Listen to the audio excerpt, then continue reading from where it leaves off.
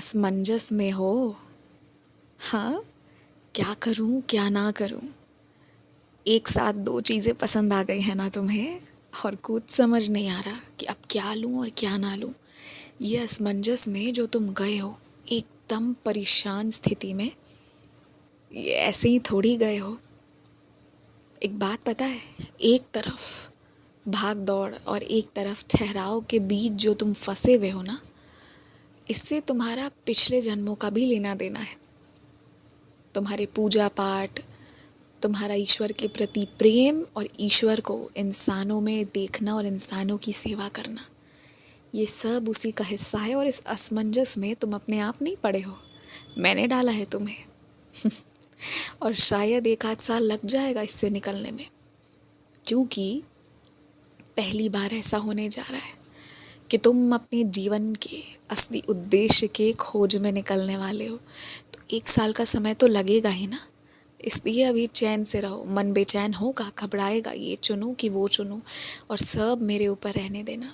तुम्हारे सद्गुरु के रहते तुम्हें परेशान होने की ज़रूरत नहीं है। मन में बस ये जो अलग अलग सी भावनाएं उठ उठ कर आ रही हैं, उसे आने दो, क्योंकि वही तुम्हें, जो तुम चुनोगे ना, उसके प्रति विश्वास जागृत कराए रखेंगी।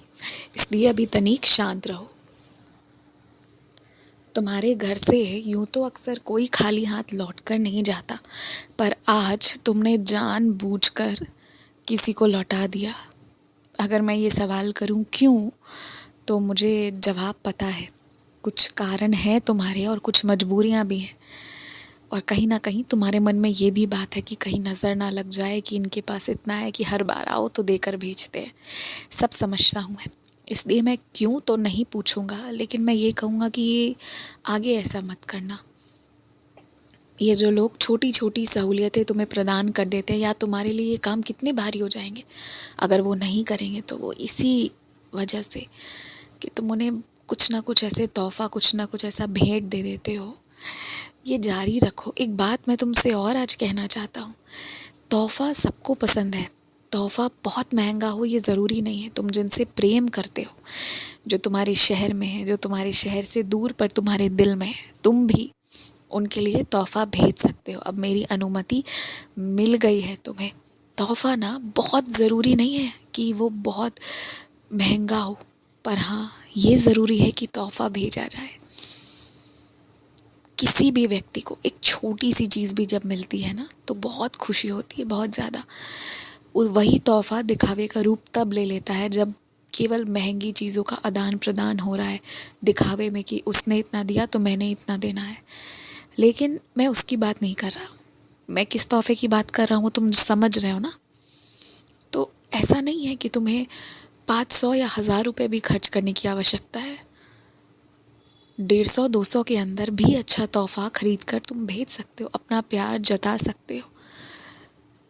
एक दुपट्टा, या कोई सुंदर सी मेरी तस्वीर, या फिर चाबियों को रखने वाला चेन, या कोई छोटी सी माला, या कोई अलग तरह की डिब्बी, कुछ भी, कोई कलम, कोई डायरी, जो तुम्हें पसंद आ जाए तुम वो भेंट कर सकते हो, और सामने वाले को भी बहुत अच्छा लगेगा। साल में एक बार जब जन्मदिन हो, शादी की सालगिरह हो, तब भेंट देना तो ठीक है, उस वक्त तो सबको मिलता है और देते भी हैं। लेकिन समय समय पर, कुछ महीनों में, कुछ हफ्तों में ऐसे ही, और कुछ नहीं तो प्यारा सा गुलदस्ता, ऐसी चीज़ों को दे करना तुम सामने वाले को भी एकदम खुश करके रखते हो। मन को बहुत अच्छा लगता है, ये बात जान लो। जिस तोहफे में प्रेम मिल जाता है, वो तोहफ़ा पाकर हर बार किसी भी व्यक्ति को अच्छा लगता है। और जिससे तुम तोहफ़ा देना चाहते हो ना, उन लोगों का मन भी तुम्हारी तरह कोमल है, इसलिए तुम्हारे तोहफ़े में वो कीमत नहीं लगाएंगे। वो सिर्फ ये देखेंगे कि तुमने उन्हें तोहफ़ा दिया, और वो बहुत खुश हो जाएंगे। इसलिए तुम तोहफ़ा दो। तुम्हारे रिश्तों को भी ये हमेशा खुश रखेगा, स्वस्थ रखेगा। रिश्तों की भी अच्छी स्वस्थ आयु रहेगी हमेशा। आयुष्मान भव।